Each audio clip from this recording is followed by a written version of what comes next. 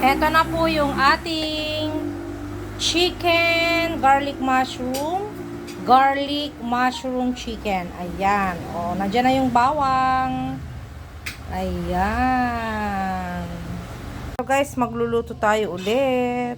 I-try nating iluto yung garlic mushroom chicken. Ayan. Okay, let's start.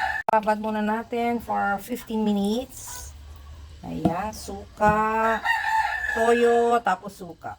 Okay. Yan.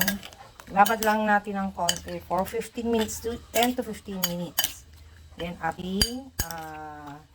init na po yung ating mantika. Lagay muna natin yung bawang. Yung bawang, depende sa inyo kung gaano karami. Ganyan, bubo po siya.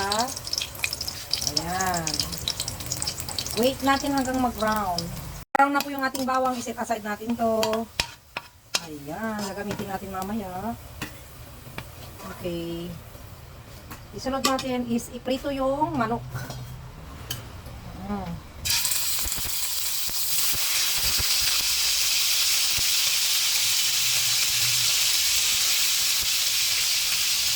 Ayan guys. Okay na to. Okay. Then, lalagyan natin nandiyan na yung araw. Ayan, lagyan natin ng margarine.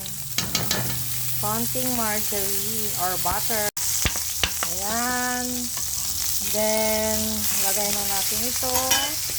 Tapos yung chicken. Ayan, kanina na niluto.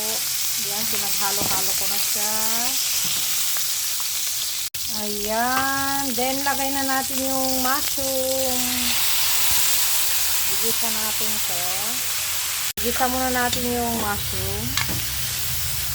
Okay.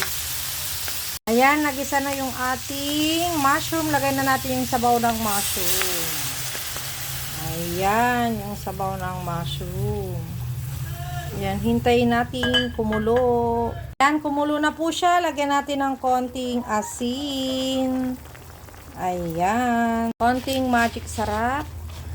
Then, lagay natin yung sauce. Ayan. Hintayin natin kumulo.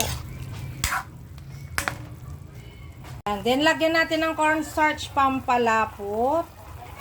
Mga 2 tablespoon lang. Ayan o, ganyan karami o. Ayan.